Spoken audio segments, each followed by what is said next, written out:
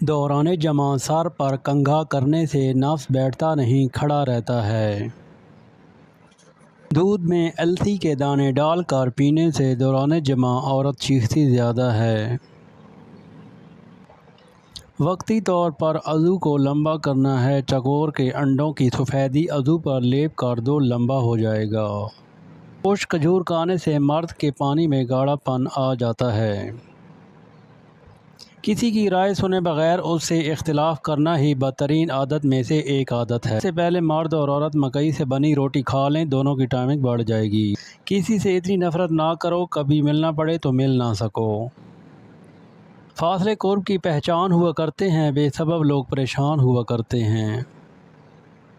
گرم پانی میں کلونجی کے دانے ڈال کر پی لو، نفس اتنا موٹا ہو جائے گا کہ عضو پر سرسوں کا تیل لگانا پڑے گا۔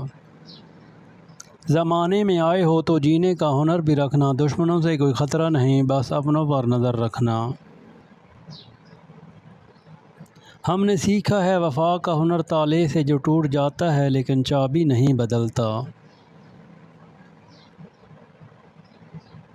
کالے نمک والا پانی پی کر عورت پر چڑھا کرو، اترنے کا پھر دل نہیں کرے گا۔